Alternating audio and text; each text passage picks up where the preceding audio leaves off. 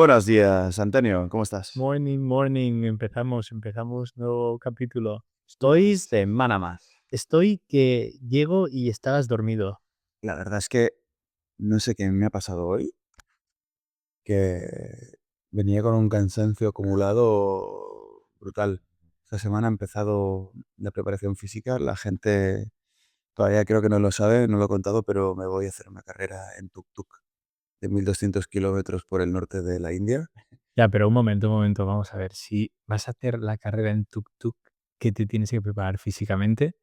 Hombre, porque es una carrera que es muy exigente también a nivel físico, porque pasas de 200 metros a 5400 metros en un tuk-tuk que, claro, se va rompiendo, vas pinchando ruedas, te tienes que aclimatar mucho al cambio de la presión y del oxígeno. O sea, y vamos con un amigo, voy con un amigo en común, que es Mm. urbano, pero la verdad que me da un poco de pavor porque él es un poco gandulete y veo que voy a tener que arrastrar a urbano y al tuk-tuk. Solo te pido que lo documentes. A ver, Lo voy a intentar, te vas a estar informando a nosotros, pero documentalo y haz un vídeo sobre eso. sin duda, sin duda. Así que nada, empecé con un plan de entreno y de dieta hecho con Perplexity, que por cierto es lo que hablábamos la semana Hablábamos el pasada, otro día de Perplexity. y está funcionando genial. La verdad es que me estoy adhiriendo mucho, pero claro, estoy entrenando bastante y pues, yo creo que mi cuerpo ha pasado un poco de factura. Pero La en mi vi- defensa diré que mi esposa también se ha dormido conmigo. O sea que, Yo lo sé, doy fe, la he visto sí, antes. al menos estábamos ya arregladitos y Mm. luchados cuando has llegado. ¿De qué hablamos hoy? Pues, bueno, hoy empieza el Mobile aquí en Barcelona. Que cuando salga no va a ser, Ya habrá no va a ser algo pasado. bien, habrá pasado, sí. Hoy que grabamos es 3 de marzo, pero bueno, es interesante. Como evento que está pasando en la ciudad. Un evento que ya lleva muchos años, ongoing. La semana pasada hablamos un poquito de qué tan útil es para alguien que está Mm. levantando ronda, etcétera. Yo creo que lo más útil y lo más interesante son los after works que hay, los after parties, ¿no? Los side events que le llaman, que es lo que uno tiene que estar buscando siempre encontrar cuando va a todo este tipo de sitios. Pues, por ejemplo, cuando estábamos en Ronda hace 2 años, en el 23, fuimos al Web Summit de Lisboa, y lo mismo, la mayoría de contactos que hicimos así de calidad los hicimos en side events, que es, o sea, cuando el fondo de inversión X monta un evento con otros inversores y o sea, ahí es donde tienes como más facilidad para contactar a la gente. Además, en un momento en el que están relajados, ¿no? Pues puedes sacar más información y gustarles más. Pero bueno, empieza una semana interesante, una semana muy interesante Mm. para todo el mundo. Bueno, va a ser una semana también complicada para moverse por Barcelona, ¿no? Va a ser complicada. Sé que cuando llega la gente de todos estos países, eh, se colapsa un poco todo. Hoteles a tope, precios por las nubes. Bueno, lo que tiene el precio de la fama. Pero da vida y no es turismo per se, aunque hay turismo Da secundario, mucha vida. y es de calidad, y es de alto poder adquisitivo, y es este que gusta tener. Es el turismo Es el turismo deseado. que nos gusta tener, Esa es ¿no? la re- Bueno, que realmente no es turismo, o sea, no vienen a hacer turismo, Efectivamente, no es turismo, pero eso colateralmente, pero es esa apertura al mundo que, sí. que gusta como ciudad, ¿no? Esto que dices, oye, quiero que venga gente de todo el mundo a trabajar, a conocer, a desarrollar la economía en Barcelona, ¿no? Y pues, oye, yo creo que eso siempre, desde que se lleva celebrando, nos ha situado, y eso que muchas veces, especialmente durante los años en los que Colau era la alcaldesa, no vamos a entrar en política, pero estuvo muy entredicho en la celebración del Mobile Mm. en Barcelona, y con sus claroscuros y sus pros, sus contras y sus más y sus menos, pero yo creo que el overall es muy positivo para la ciudad todo lo que ha hecho. Nunca entendí cuál era el oscuro, claro. Es decir, para mí no había tema, pero es un tema político. Realmente para mí tampoco, ¿no? Pero bueno, cuando salían ahí hablando, bueno, eran discursos anticapitalistas. Claro, si tú estás conforme con el sistema o nos gusta, pues ok, pero hay gente a la que pues no le gusta tanto, me imagino. Pero bueno, Ujú. al final nuevas tecnologías, nuevos avances que tecnologías que nos facilitan la vida a todos. Yo he visto dentro del mobile no solo nuevas tecnologías de cómo mejorar la facturación, sino, coño, pues temas súper interesantes como brazos robóticos gestionados, o sea, con la mirada, Mm. que era muy loco. O estuve viendo unas gafas de realidad virtual el año pasado, que te las ponías, insertabas en el software todas las radiografías y resonancias y ecografías, etcétera, que tenías del paciente y no tenías que estar mirando lo que estabas operando. Estabas mirando con las gafas al frente y tenías todo el cuerpo radiografiado para, Guau. bueno, o sea, veías lo que estabas operando, perdón, me explico mal, pero a la vez veías cómo era el cuerpo de ese paciente en concreto delante tuyo a través de las Guau. gafas. Y yo qué sé, si había, yo qué sé, eh, las arterias tienen tamaños distintos en cada cuerpo, ¿no? O los tendones, los nervios están a lo mejor en movimiento, en sitios similares, pero a lo mejor 1 milímetro más, 1 milímetro menos, que puede hacer que la operación cambie. Oye, le he cortado porque no tenía que estar tan enganchado o tan salido el tendón o el nervio y lo he cortado, ¿no? Pues para evitar esas cosas, tener todo bien visto delante es un avance chulo. Claro, renunciar a eso yo lo veo como una pena.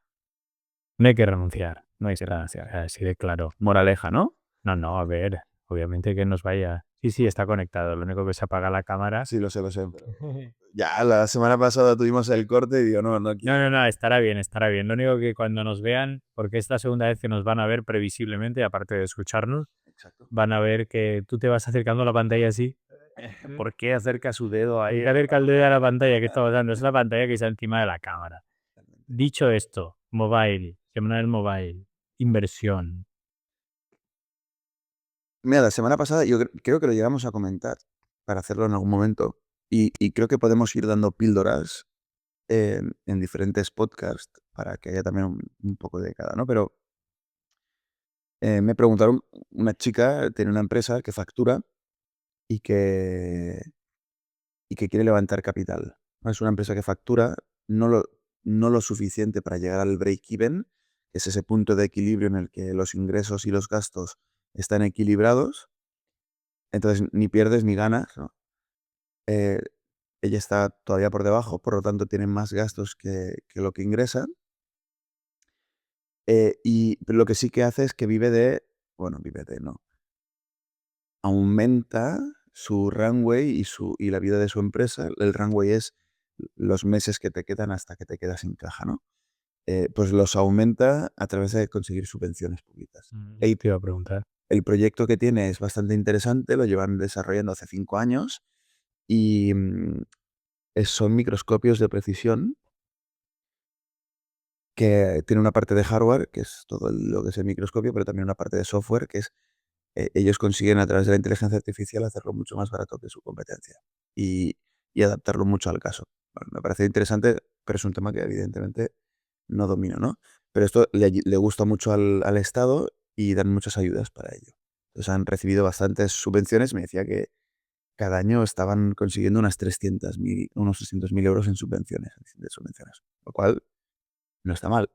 Entonces, claro, te quedas en ese momento en el que, bueno, no sé, no sé si eres una empresa fantasma, pero no acabas de arrancar y dependes mucho de las subvenciones, ¿no? Entonces, tienes un modelo de negocios que funciona, pero si no consigues hacerlo rentable en un periodo de tiempo, es que no funciona tanto. Es que hay gente que está interesada en la solución que ofreces, pero en Product Solution Fit, pero quizá el mercado no es tan grande como para que tú puedas penetrarlo y hacerte rentable y hacerte un Mm, player del mercado. Entonces me decía, estoy valorando hacer una ronda de inversión. mm, Claro, la primera pregunta es, ¿cuánto quieres levantar? ¿No? Porque ella quería saber un poco qué inversores hay, cómo me acerco, cuáles son las fases, tal. Entonces, vamos a enfocar esto un poquito a empresas como esta, ¿no? Empresas pequeñitas. Yo lo que conozco sobre todo son empresas de software, pero no cambiará tanto, cambiarán las cantidades, pero no el concepto en las de hardware o las que combinen un poco todo. Pero em, quería saber qué inversores hay, cómo acercarse y cuánto pedirles, ¿no? mm, Entonces le dije, claro, es que eso lo tienes que saber tú. Tú tienes que hacer un business plan en el que tú proyectes, puede ser un Excel, normalmente es un Excel, pero usa el formato que quieras, pero normalmente en un Excel proyecta todos los ingresos que esperas tener de una forma realista. Eso es importante, yo iba a decirte de forma realista, porque tú has visto muchos que te han llegado que las previsiones son Bueno, y los que he tenido que hacer, ¿no? Cuando levantamos ronda me pedían budgets de 5 años vista. Y es como, oh, esto es ciencia ficción. Eso es como no puedes Christopher Nolan prende una película. no se Se puede puede, velar.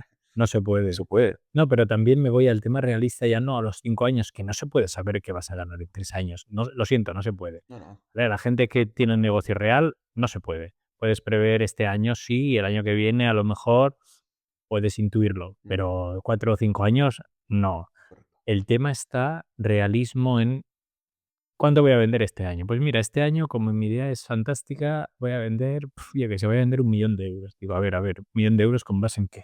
Claro. Porque a lo mejor no pasas de los 150.000 Claro. y no pasa nada, pero ¿qué justifica? No, eso no, es que en el mercado hay, pues no sé, hay 50 millones de clientes potenciales que lo pueden consumir. Y digo, ya, pero eso no sirve para, o sea, ¿cuál es la estrategia, no? Bueno, o sea, Claro, no, no. Y además, todo esto lo sabes porque tienes que hacer mucha venta. Al claro. final es hablar con el equipo, desde mi perspectiva que estoy en finanzas, ¿no? Es hablar con el equipo de ventas y decirles, chicos, ¿cuáles son las proyecciones? Y al final esas proyecciones tienen que, o en su momento cuando hicimos la ronda no teníamos equipo de ventas y era con el CEO, ¿no? Que era el encargador, el máximo responsable del business development. Eh, ¿Qué prevés que vamos a ingresar este año? Mm. ¿Y con base en qué? ¿No? O sea, preveo que vamos a ingresar 1.000.000, ¿vale? Pero ¿dónde lo sacas? ¿Cuál es tu ticket? O sea, cuál es l- lo que le sacas, el lifetime value, lo que le sacas a cada cliente, lo que le cobras a cada cliente, digamos. Sacas, todo os leo bonito, ¿no? Pero de los clientes míos lo que voy a decir la última vez. Sacar Ahora es soy como, dar. no, cuánto le quieres, le facturas de media a un cliente y Claro. cuántos clientes tienes en el pipeline y que presumiblemente este año puedas cerrar, ¿no? Puedas convertir. Mm. Es que el mercado son 1.000 empresas, vale, pero ¿cuántas has empezado a hablar? ¿Cuántas tienes en el pipeline? Ah, ninguna. Bueno, a lo mejor no le vas a facturar a las 1.000, entonces ya empiezas a bajar, ¿no? A lo mejor es realista en un ciclo de ventas tan largo como el de la industria farmacéutica o no sé cuánto se tarda en vender un microscopio. Me dijo que el proceso de venta es bastante rápido, lo tienen muy estudiado, ¿no? Pero a lo mejor es que ¿no? Pa pues, no voy a hacer más de 10 empresas este año. Y el ticket medio son 10.000. Bueno, pues ahí ya sabes que son 100.000 euros. Claro, es que es clave esto que has dicho, es clave saber. Y además iría más. Y voy a profundizarte un poco más. Es para saber las previsiones tienes que ser realista contigo mismo y decir, ¿a cuántas personas estoy llamando o estoy Claro, contactando? De claro. estas que estoy contactando, ¿cuántas me están respondiendo? Y de estas que me están respondiendo, ¿cuántas me están comprando? Mm, Porque si tú dices, no, es que a lo mejor llamo a 10 empresas a la semana. Bueno, pues a lo mejor tienes que llamar a 10 empresas al día, o claro. no 10 a la semana. Y así aumentas los ratios de probabilidades de ventas. Pero eso implica un compromiso contigo, porque si eso no empiezas por esa acción, no puedes hacer nada. Y luego hablabas Y, también, y sobre todo en el momento de levantar ronda.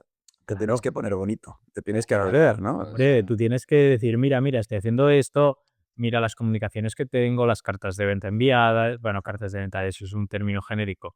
Mira todos los proyectos que tenemos en marcha, todos los prospectos que están aquí calientes, o sea, antes hacía follow-ups cada 2 semanas, ahora los voy a hacer cada día. O sea, 100%, no tengas ser miedo a ser ¿no? pesado, sí. Ser realista no significa, y eso es una discusión que he tenido internamente muchas veces, ser pesimista. Es No, distinto. no, no, no, no, no, No para tiene que ser nada. ni excesivamente optimista ni excesivamente pesimista. No, Tienes sí, que sí, encontrar el sí, balance. Si, exactamente. si eres muy optimista, muchos inversores no te van a creer. Y si eres muy pesimista, a muchos inversores no les vas a gustar. Claro, Tienes que poder defender y yo qué sé, tiene que tener s- mm, sentido. Es que el Total Addressable Market, el TAM, ¿no? Todo lo máximo, si costara todo la cuota de mercado y llegase tal, me quedaría con un, pues estamos hablando de 100 millones, ¿vale? Pues no va a ser realista que en 5 años tú ya estés facturando 200 millones. Es como, pues si el mercado son 100, o sea, ¿no? O sea, Claro. realista es dónde juego, cuál es el mercado, cuál es mi estructura interna, cuál es mi equipo de ventas, mi organización, los procesos, los clientes que tengo en el funnel, em, el ticket que cobro, y entonces con eso, de una forma razonable, puedes llegar a saber cuánto vas a ingresar. ¿Tú cuando estabas en Nauta? Claro, cuando tú estabas en Nauta entiendo que este tipo de fases de empresas nos llegaban, porque vosotros invertíais en empresas. Bueno, montamos, es verdad que yo estaba ahí más en la parte legal y esto lo llevaba el equipo de, bueno, la parte legal significa que era el jefe legal, Eras el director del no había un equipo legal como tal, pero Oye, nunca te los quiero llamar así, pero eras el responsable jurídico de Nauta. entonces como que algo que esto lo llevaba sobre todo el equipo de inversiones y el equipo financiero, pero también es verdad que estaba muy encima y que lo veía y que hablábamos, etcétera. Entonces, Nauta creó algo que se llama Nauta Labs, que era precisamente para hacer tickets de menos de 250.000 pounds, porque lo empezamos en Londres para poder entrar en empresas muy early, que incluso todavía no tenían ningún tipo de revenue, de venta, ¿sabes? Entonces, o sea, ningún income, ningún ingreso. Entonces, es verdad que la tesis de Nauta era para empresas con ya una atracción determinada, pero también empezamos a hacer proyectos para entrar en empresas Mm. que todavía estaban por llegar ahí, perdón, por llegar ahí. ¿Quieres acariciar la Sí, mano? que te acariciaba. Entonces, claro, muchas veces hay muchos fondos SEED, que se les llama Sí. o pre-SEED, que son para empresas muy pequeñitas. Seed semilla, es SEED es decir, semilla. imaginaos la planta Exacto. donde estamos germinando la idea. Y pre-SEED es que todavía estás esperando en qué semilla vas a Mientras comprar. veas tenemos semilla. Sí, es que es la leche. Claro. Pero claro, es verdad que cuando tú entras posterior a esas fases, los inversores que están antes juegan mucho, porque ya tienen su base de inversora o de coinversión, entonces te puedes quedar fuera de oportunidades muy chulas si no has estado al principio. Por Sí. eso creamos el Labs. Pero bueno, Volviendo así. volviendo o sea, sí que, claro, Semillas. ves muchas fantasías, muchos business plan que son fantasía, pero bueno, o sea, tie tú tienes que decirle a tu inversor, a tu potencial inversor, que sabes de lo que estás hablando. Si te vas muy por arriba, no sabes de lo que estás hablando, y si te vas muy por abajo, tampoco lo sabes. Sí que lo sabes, pero te lo estás inventando un poco, ¿no? O estás intentando camuflar, eh, esa idea de que aquí es donde estoy, aquí es donde voy a llegar. Lo que pasa es que hay algunos otros que te dicen: "No, no, yo quiero que seas súper ambicioso porque solo si apuntas al sol llegarás a la luna", ¿no? O sea, tienes que es muy variable. Cada inversor tiene sus preferencias, pero lo que yo le aconsejaría a alguien es que haga una previsión de ingresos razonable, que tenga sentido, Mm. que pueda defender, que pueda argumentar, que no tenga que estar, mm, justificando muy estrictamente con los inversores. Entonces, una vez tú sabes lo que vas a ingresar, también sabes, o deberías más o menos saber los recursos que vas a necesitar. Mm. Y entonces, yo puedo decir, hoy estoy aquí, y mañana o el año que viene, que esto es un poco el juego de la fantasía, en 3 años yo quiero estar facturando 20 veces. Y sé que puedo porque el mercado me lo está pidiendo. Pero, y esto por ejemplo le pasaba a esta chica, no tengo el equipo suficiente. Entonces, para llegar a facturar un 20x lo que facturo hoy, necesito un equipo de ventas, un equipo de desarrollo de producto, un equipo de operaciones, yo no sé qué. Y esto me va a costar en los 500.000 euros al año. Necesito, para llegar a eso, 1,5 millones. De ese 1,5 millones que necesito, 500.000 euros es lo que voy a facturar en los próximos 3 años, orgánicamente. Y 1 millón es el capital que tengo que levantar. Entonces ahí ya sabes Ya te acercas un poco más a cuánto necesito. Porque si tú vas a un inversor y le dices, necesito 500.000, y te dice, ¿para qué? Y tú le dices, bueno, para pagar nóminas. Ya, pero ¿qué nóminas? Ah, no sé. La mía, la del que está aquí. No, no. Es que este es el equipo que voy a montar. Voy a buscar una persona, 3 personas de business development. Voy a buscar 2 personas de software development, un full stack y un frontend, y un backend, y un no sé qué, y un no sé, y te empiezas a inventar, no inventar, ¿no? Pero a darle un sentido, una estructura de equipo en el que, pues tendré mi CTO que llevará toda la parte tecnológica, tendré mi CFO que llevará operaciones, tendré mi director de ventas que llevará todo el equipo de desarrollo de negocio. Es muy importante a nivel de hacer una ronda saber cuánto dinero quieres levantar. Y cuanto más eficiente seas en el uso de ese dinero, mejor. Porque más le va a gustar al inversor y menos te vas a tener que diluir. Porque al final, y tú esto, Antonio, lo puedes hablar y lo sabes mejor que yo, eh, uno monta su proyecto, pero cuando da paso a un inversor, el proyecto ya deja de ser suyo. Mm. Ya es suyo y de otros inversores. Sí, Entonces, cuanto más dinero levantes, más capital te van a exigir. Entonces, todo esto ha sido como la introducción para llegar al punto clave de lo que quería hablar hoy, que es cómo valoro en una fase seed o pre-seed mi compañía. Porque muchas veces esto se basa en criterios financieros que bajo mi perspectiva, y así lo hicimos en la última ronda, no tiene sentido. Mm, Es una empresa que tiene tanto potencial de crecimiento que no la puedes valorar con un discounted cash flow, que es como un método bastante tradicional de ver cuánto vale la compañía ahora si tirase todos los flujos de caja futuros y los traje ese valor actual. No puedes hacer múltiplos de ventas porque tampoco, normalmente las startups son proyectos que no tienen tantas comparables. O sea, si te dijera, compárame la ronda que estamos haciendo de Fission Happiness con un competidor, pues me dirías, hostia, es que no hay competidores o no hay muchas cosas que se puedan entender como Mm. competidores directos, entonces no sé que se ha valorado no hay esos comparables, ¿no? Por eso es una startup, por eso es algo disruptivo, porque no hay tantos como para hacer esas comparables. Entonces, es muy complicado. El mercado no está maduro, no. Mi forma de entenderlo para estas fases, en fases futuras ya no, pero o sea, en fases más grandes no, pero en estas sí, es la regla de 3.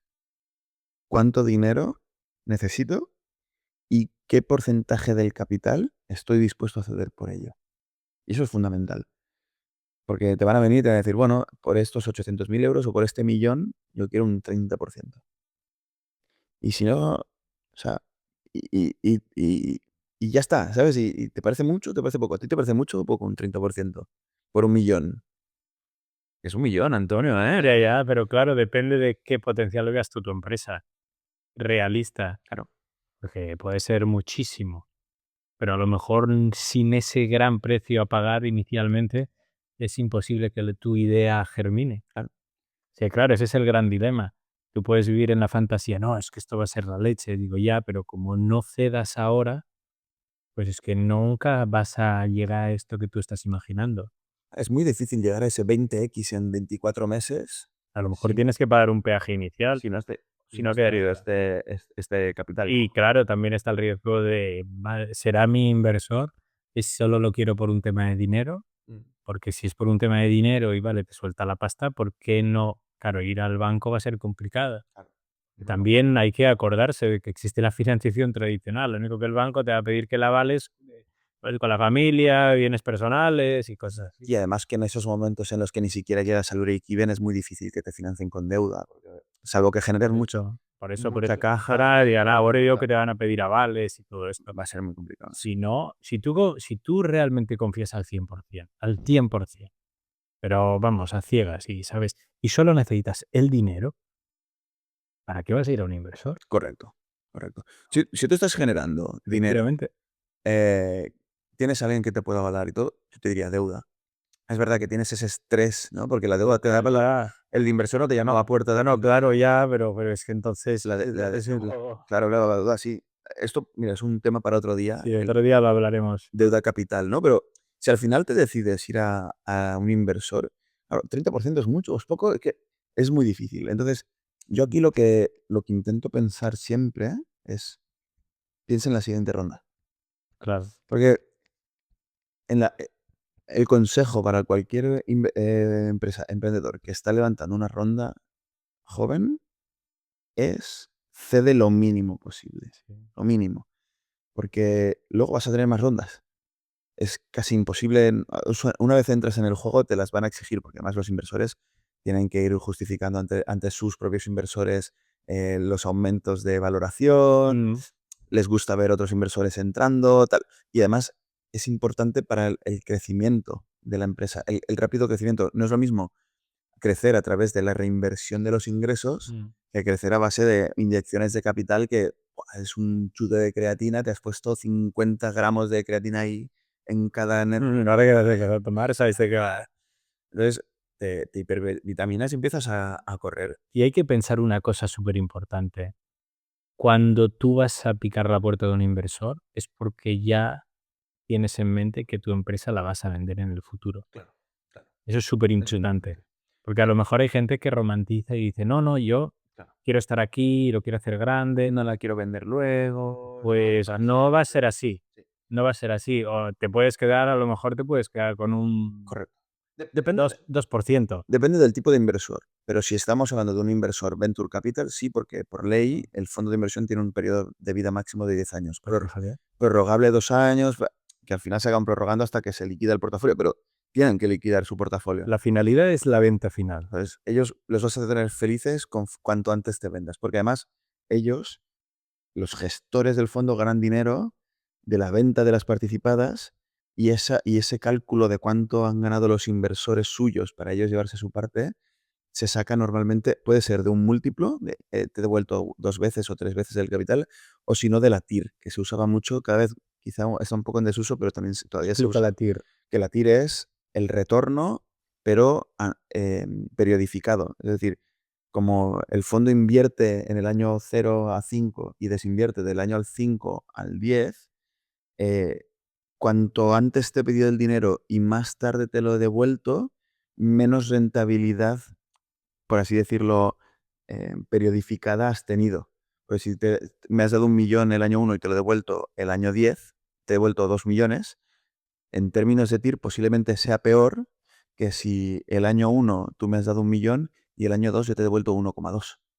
Me has devuelto menos, ya, pero te lo he devuelto en mucho menos tiempo, ¿no? Entonces ahí el coste de oportunidad juega mucho. Y el valor del dinero. Y el valor del dinero, claro, cuando traes un 2x, ¿no? 2.000.000 extra en 10 años al valor actual, pues a lo mejor son esos 200.000 euros, pero no has tardado 10 años, sino que has tardado uno. Claro. Entonces eso es muy importante tener en cuenta. Pero, inciso terminado, tú tienes que acabar o sea, tienes que entender que tu empresa se va a vender, pero tienes que entender que seguramente vas a entrar en el juego de las rondas. Entonces vas a hacer muchas más rondas.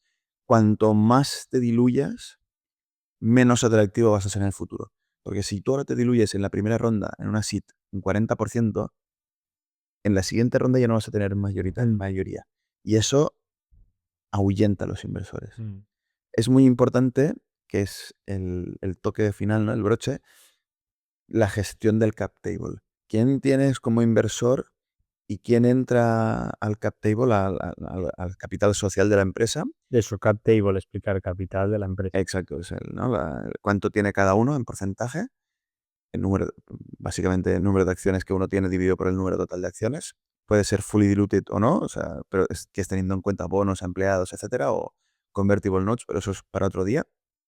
Pero básicamente tener en cuenta quién está en ese capital social, en esa estructura de capital, y qué porcentaje tiene cada uno. El equipo fundador tiene que tener al menos, yo te diría, en una serie SIT, el 70%.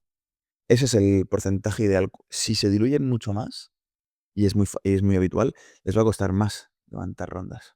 Eso es fundamental. Entonces, uno tiene que decir, ¿cuánto tengo? Porque a lo mejor el equipo fundador tiene el 90% antes de una serie SID, porque antes cedió el 10% o el 15% a Business Angels o a Family, Friends and Fools, ¿no? Ay, ponme 2.000 euros, tal, no sé qué, no sé cuántos. O incubadora. O incubadoras, Esto que no viene ejemplo, aceleradoras. estas te cobran un 20% del capital muchas veces. O sea, Correcto, correcto. para mí no es una buena medida. A cambio de algo que es discutible muchas veces. Sí, sí. También. es otro tema. Pero temas de mar, aquí hay muchos temas. Pero sí que es verdad que, mira, esto lo pasaremos luego por Notebook LM, le diremos, danos los temas que hemos dicho. Hacer el bicho para otros podcasts. Pero uno tiene que tener clarísimo esto, ¿no? ¿Cuál es el...? Espera, voy a ver que estoy grabando. Seguimos grabando, muy bien.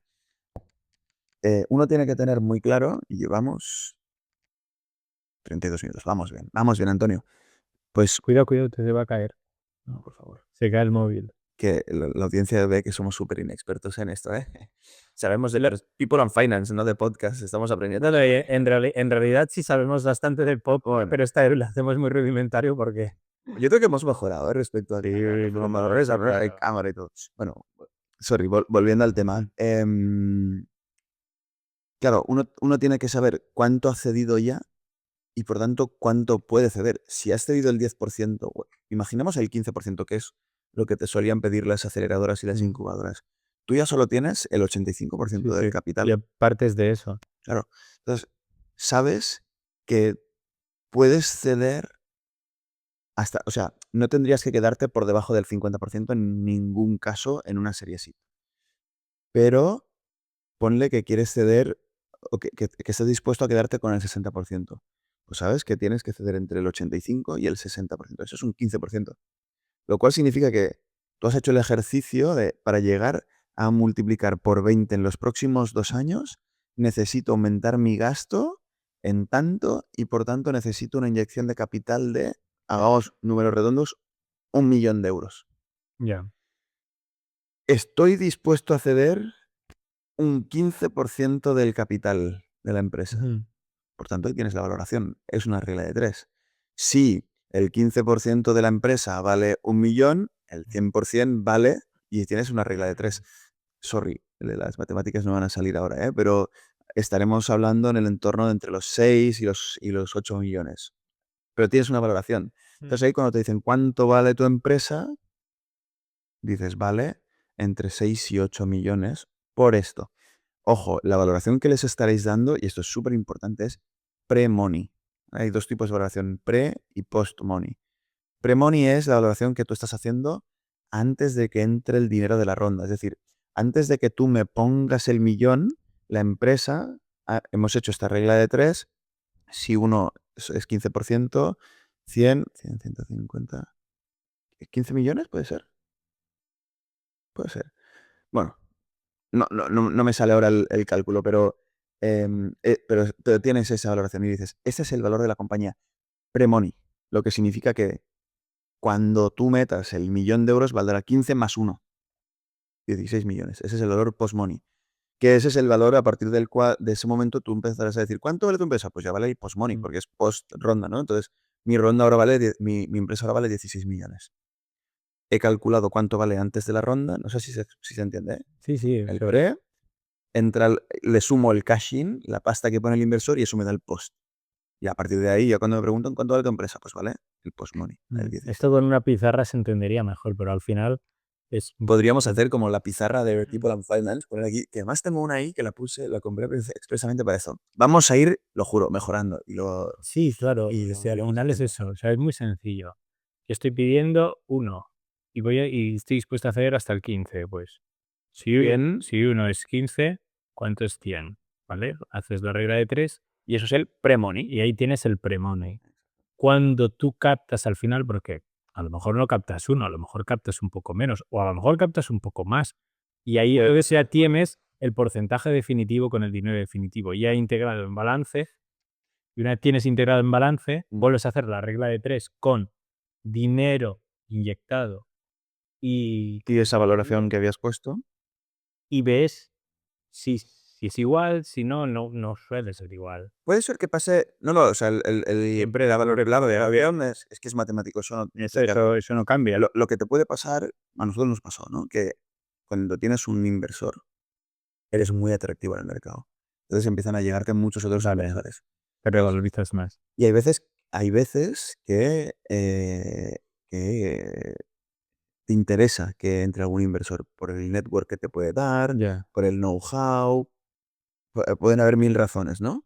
Entonces a nosotros nos pasó, habíamos hecho una ronda que queríamos, no voy a decir números, ¿no? Pero queríamos que fuera un número redondo y acabaron entrando interesándose dos fundadores de una empresa de nuestro sector que les interesaba mucho lo que estábamos haciendo, creían mucho y tal, y querían meter pasta porque habían hecho también, ya se habían vendido su empresa, querían invertir.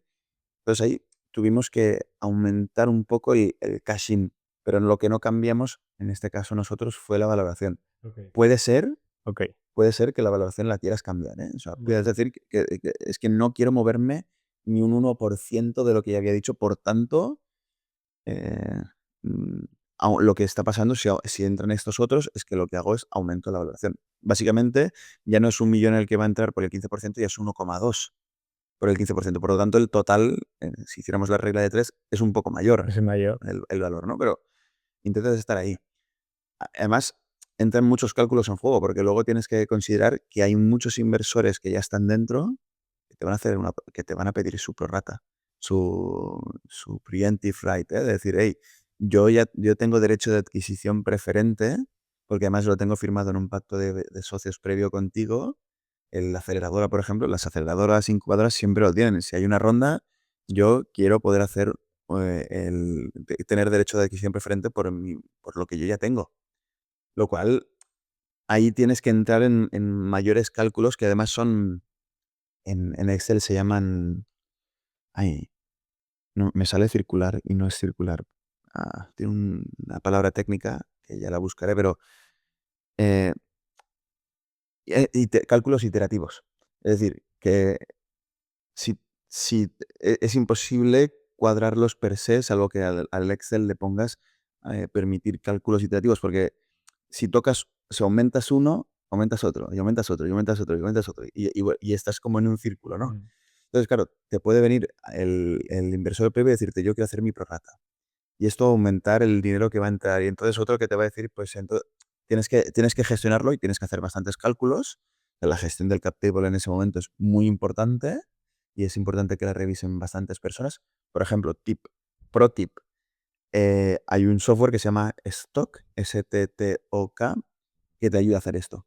Tú le vas poniendo lo que pone cada uno, la valoración, etcétera, y los porcentajes, y te saca exactamente lo que tiene que meter cada Ah, uno, ¿no? Para la gente que no le guste el Excel o no le gusten hacer estos cálculos o tenga miedo y tal. Pues ese es un claro ejemplo de un buen uso. Entonces, claro, tú has hecho la valoración de la compañía con una simple regla de 3. No has tenido que inventarte discounted cash flows ni nada, sino que tú has proyectado en tu business plan dónde quieres estar en 2 años, cuánta pasta te va a llevar eso, qué capital estás dispuesto a ceder, has hecho una regla de 3 y te ha salido literalmente el valor de tu compañía.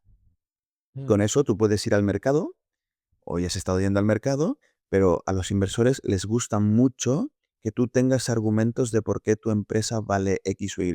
Y este Ve es un argumento para ellos. Sí, pero y vamos a un punto previo, que es donde precisamente se separan las startups de todas las valoraciones de empresas tradicionales, ¿sí? Que es que Claro, esto no serviría para Telefónica. claro, tú no puedes no, y así, No. pero que claro, además Telefónica cotiza y no va por ahí. Iría no, me voy a una empresa que Una pyme. no sé, una pyme. Yo creo que O sea, se incluso puede usar a lo mejor, pero las pymes suelen ir más por cuánto al final es un múltiplo del EBITDA. sí, si tienen EBITDA positivo, claro. Si tiene vida positivo, a lo mejor o a lo mejor no lo tienes positivo, pero tienes Es que hay muchas inmovilizado. hay muchas formas de valorar empresas. Cada maestrillo tiene su librillo y cada uno tiene sus cosas, ¿no? O sea, por ejemplo, para alguien que no tenga una startup, tengo un bar y lo quiero vender. ¿Cuánto vale mi bar? Entonces, tienes diferentes alternativas. Puedes hacer comparables. Oye, pues el bar de al lado que facturaba más o menos lo mismo, se vendió por 3 millones. ¿En qué se basó? Me da igual, se vendió por 3 millones y facturan lo mismo. Vale, pues ya es un comparable. Oye, todos los bares de la zona se están vendiendo por este dinero. Pues es una idea. Mm. Puedes hacer múltiplos del EBITDA. El EBITDA a la gente le gusta, es un concepto creado, ¿eh? Pero le gusta porque te da el resultado operativo de la empresa. Mm. Entonces eso, pues, quita amortizaciones, depreciaciones. Sí, está grabando, ¿no? Tu micro. Sí. Sí, sí, sí. Quita amortizaciones, depreciaciones, intereses. Entonces, te ayuda a entender cuál es ¿no? el resultado de explotación como tal. Ya. Puede ser un ejemplo, pero a lo mejor hay empresas en las que tampoco es tan importante porque luego no hay tantos intereses, ni tantas depreciaciones, ni tantas. Pero también lo puedes hacer por múltiplos de ventas. Es que esto vende, sobre todo una empresa que tiene mucha proyección de crecimiento. Pues, oye, es que estamos vendiendo y vamos a vender y te lo vendo por 20 veces la facturación actual porque es que esto está creciendo un 100% anual. Por tanto, el resultado, ni siquiera la EBITDA que puedas ver hoy, ni las ventas que tengo hoy, son realistas porque lo estoy haciendo tan bien que esto va a multiplicarse por tanto. Puedes hacer eso, puedes hacer incluso por book value, por el valor en libros de la compañía. ¿Cuánto vale contablemente el capital de la empresa? Vale, pues te lo compro el valor de libros. Hay muchas formas. Puede también la gente tener en cuenta, si está en una posición que no está buscando necesariamente vender ahora, pero le vienen a picar a la puerta. Mm. Yo nunca te lo he dicho. Una vez alguien picó a mi puerta porque quería invertir. Ujú. No quería comprar la empresa, pero sí quería invertir. Yo le dije que no. Pero te pones en una situación de más poder si cabe. No te puedes pasar, te puedes flipar, como decimos aquí, pero sí que puedes decir, oye, si hay un interés y tiene un interés determinado, a lo mejor el precio puedo subirlo un poco porque también juega el papel subjetivo. Dentro de las reglas objetivas que es citado, está ese punto también de si te vienen a picar a la puerta, ey, ey, Ah, ey, ey, quiero meter en dinero, ey, quiero meter dinero, ey. yo ni siquiera diría que son objetivas, son numéricas o valorables, ¿no? Podríamos decir, o Mm, sea, argumentables, tienes argumentos, pero también, ¿cuál es el argumento de decir que lo vendes por 20 veces claro. EBITDA o por 10? O a lo mejor a mí yo tengo, Eso es sacarte no, pero mira, dinero, ¿no? imagínate, y volví a dar el ejemplo del bar, para no irme a una startup. Me interesa tener un bar en esta zona porque tengo una cadena de bares o de restaurantes, da Me igual. falta cubrir esta parte. Me falta cubrir esta parte y estoy dispuesta a pagarte bastante más de lo que a lo mejor sé que vale, porque estratégicamente me sirve para toda mi estrategia del grupo, de marca y de estar ahí, y de penetración en el mercado.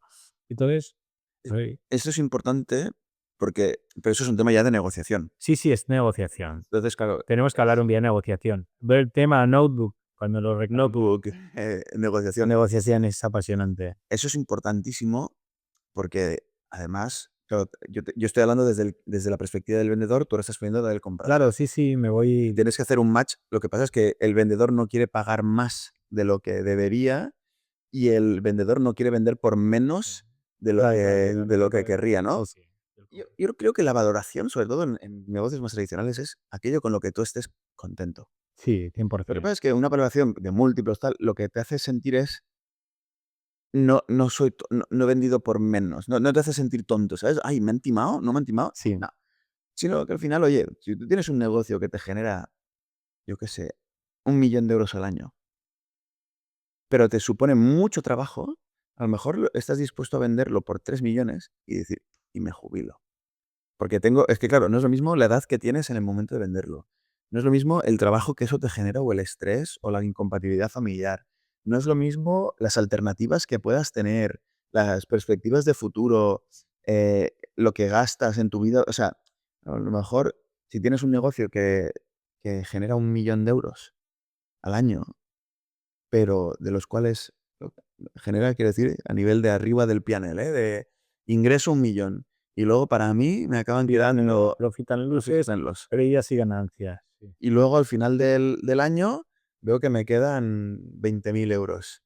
Y ese es mi sueldo, ¿no? Porque el resto ni siquiera son costes operativos, pero no contando mi sueldo, que no pues, claro, yo no te lo voy a comprar por ventas de ingresos. Yo voy a ir sobre todo oye, solo estás ganando 20.000 al mes.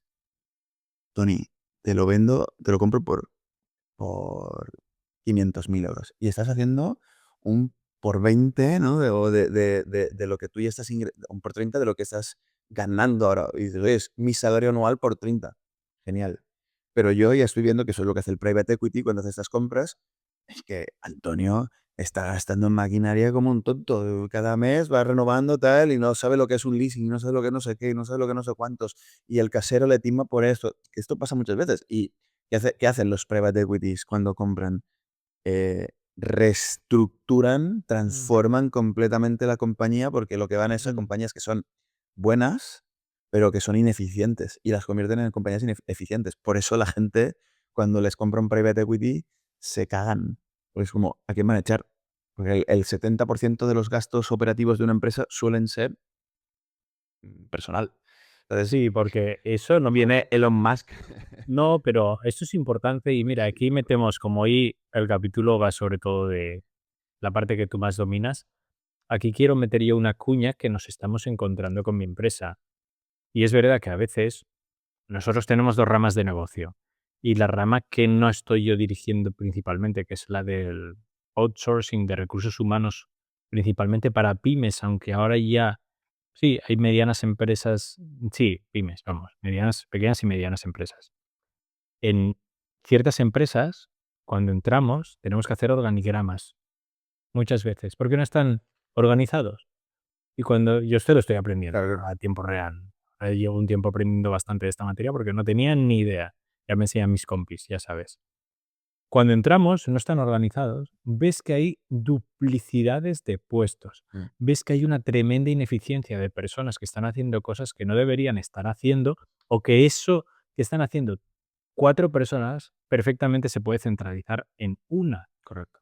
Y las otras 3 es probable que se tengan que centrar en otros temas. O te das cuenta que es que has contratado por encima. Te pongo un ejemplo. La semana pasada, empresa sí, una empresa del sector sanitario, 300 empleados, 6 personas de media, 6 personas en recursos humanos contratadas. 6 personas. Estaba con Joan y me dice: "Mira, yo cuando estaba en la territorial del Banco Santander a nivel Cataluña, no sé cuántos eran. No sé si eran 2000 empleados o 3000, ahora no me acuerdo, o quizás más. Éramos 3 personas en recursos humanos. ¿Cómo puede ser que una empresa de 300 personas tenga 6? Y lo que hacían era, esta persona me sale rana por este tema, porque no sale, pues la voy a reforzar porque necesito hacer el tema de nóminas con otro empleado que solo lo meto en nóminas. Ay, es que ahora necesito a alguien que sea más experto en esto. Entonces están haciendo un equipo de multinacional en una empresa que es totalmente ineficiente, cuando en esa empresa de 300 personas, a lo sumo tendría que haber una y media, o 2, obviamente una y media ya se entiende. 2 personas, muy máximo. Eso es la ineficiencia de no saber cómo distribuir esto, y eso es lo que hace que cuando llega un fondo de estos que tú mencionas a una empresa y compra, dice: "Oye, esto hay que redistribuirlo". Y esto no va de tratar mal a las personas, o no, esto va de hacer eficiente un negocio para que el negocio no acabe quebrando y que toda la plantilla se vaya a la calle. Mm, Y todas las familias allí, sino es hacerlo eficiente, que crezca y que cuando crezca de una forma sostenida e inteligente en el mercado, para que perdure, podamos realmente contratar a las otras personas para que den valor y sigan aportando al crecimiento. Me mm. parece que hay mucha gente que no lo entiende. En defensa de las personas que piensen de otra forma, es A verdad. ver, yo me dedico a la felicidad en el trabajo, Sí, quiero decir, yo soy el último que no quiere que nadie lo pase mal, pero también es importante hacerle entender a las personas que las empresas no son ONGs. claro, claro. No, no, Eso completamente. es importante. No, lo que yo veo como contraargumento, y también tengo Pero que, a ver, argumentos en contra del contraargumento, pero es verdad que hay fondos de private equity que hay 2 tipos. Hay los que entran para quedarse en el capital, porque esos no están con el límite de los 10 años, etcétera, y hay otros que entran para cortar, maquillar y salir. Entonces, claro, feo. eso sí que Yo hablo de esos casos. claro, claro, eso sí que es Eso es como feo. has entrado en un negocio que era rentable, pero poco, le has quitado mucho gasto operativo, lo has le has puedes decir que: "Oye, es que el EBITDA, fíjate que hemos aumentado el EBITDA". Bueno, claro, ¿cómo lo has aumentado? Quitando gente, quitando, Claro. quitando. Entonces, lo has ido haciendo y metiendo más presión a la gente que está dentro, ¿no? Hostia, es que lo que hacíamos 10 ahora lo hacemos 2. A lo mejor se han pasado un poco de eficiencia. Claro, eso es Y feo. luego lo vendes porque mira qué bien lo deja la empresa. Eso puedo entender que haya gente que esté en contra. Y yo estoy contigo totalmente. Ese no es el caso que estamos hablando. Estamos hablando de una ordenación real que a ti te permita crecer sostenidamente, darle más valoración a tu empresa, que al final es lo que estamos tratando. Y eso es algo que yo creo que cada vez va a tener más peso empresas como la tuya, que es, no sé a quién escuchaba hablarlo, alguien que había vendido su empresa, una startup que se había hecho bastante grande, que hablaba de la cultura del fondo en la empresa, que Eso es un tema, eso es no fundamental. nos queda apenas tiempo, pero Notebook para la semana próxima, para otra semana. lo podemos tratar como continuación del de hoy. ¿Cómo entender? Yo te diría, Antonio, y casi que te lo mando como deberes para la Mm, semana que viene, que hagas un poco monográfico como lo he hecho yo hoy. Em, ¿Cómo identificas, cómo creas la cultura dentro de una empresa y cómo identificas qué cultura tiene esa empresa? Porque puede ser una startup que el CEO crea la cultura desde cero, puede ser una empresa ya más mediana tal, o un cambio generacional o un sí, relevo de totalmente, CEOs en el que 100%. quiero identificar cuál es la cultura, quiero adaptarla a mi cultura. O sea, ¿cómo identificas la cultura de una empresa y cómo identificas cómo esa cultura se puede vincular o puede encajar con la de un externo, un inversor, un private equity, lo que sea, ¿no? Como, oye, ha entrado un nuevo agente, ¿cómo veo si ese agente va a ser bueno para mí o no? 100%, esto lo vamos a tratar en el próximo capítulo, amigos. Me Es un parece. tema y además esta semana, antes de conectarnos ahora, el mail que estaba enviando era para unas sesiones que es de definición de cultura que tenemos pasado mañana. Y llevamos un mes ya con este tema, con esta empresa en concreto, pero es de definición de cultura. Semana que viene hablamos. Semana que viene hablamos de este tema, Me me parece parece bien. perfecto. Como breve resumen, para el que solo quiera escuchar los últimos 2 minutos, ¿cómo valoro la empresa? Pues hago una proyección de ingresos y de gastos. Viendo lo que ingreso, veo cuánto necesito para cubrir esos gastos extras que tengo que generar para llegar a donde me quiero ver en 24 meses, aprox, 18, 24 meses. Ahí ya sé la pasta que voy a necesitar y con esto salgo al mercado. Y ahí lo que les vendo es, yo me quiero diluir máximo un 5, 10, 15, 20, tiene que ser algo realista, eso es importante, ¿eh? Porque si les dices un 5% por 1.000.000, no te lo van a comprar. Pero ahí tú dices: "Oye, es que me quiero diluir máximo un 15% y necesito 1.000.000", pues ahí ya tienes la valoración. Estrategias de negociación, empieza diciendo que quieres diluirte máximo un 10%. Entonces ahí ellos podrán decirte: "No, un 20", y tú: "Ni para ti ni para mí, un 15". Ahí ya tienes. Siempre empieza, ¿no? Con este margen. También, y esto no lo he hablado, pero es importante y lo podemos hablar en otro momento, en la identificación del cap table es importante tener en cuenta que, claro, la siguiente ronda seguramente te diluirás un poco menos porque será más cara. Porque el objetivo es que como la empresa se hace cada vez más grande, la valoración también aumentará. Entonces, ya no te diluirás un 20% porque ese 20% ya valdría 20 millones y seguramente la ronda la hagas por 10. Entonces, tienes que jugar un poquito, ¿no? Con todas esas proyecciones que vayas viendo. Pero importantísimo, eso sí, quedarte con un 70-60% del capital en una serie A, o sea, antes de la serie A es fundamental, porque Serie A, ¿qué es? lo que viene después de la serie sí. Bien, importante. Con esto, Antonio, yo creo que Dicho esto, y tema pymes, una valoración con sus matices, pero sí, tema pymes podemos venir otro día y pues, hablamos de lo que es un discounted cash flow, qué múltiplos hay, porque hoy lo he hecho un poco como no, pero está sordo, bien, está bien, está bien. vamos a hacer la pizarra de valoraciones. Perdona, esto es una clase de universidad. Bueno, sobre esto no te dan en la universidad, No, realmente. la verdad es que no. No te dan, o si te dan, puede ser que te den alguna cosa especial que se hayan inventado. Me ha estado muy bien y me ha gustado, he aprendido mucho y nos vemos en el próximo capítulo. Bye. Chao, chao. Apago esto aquí.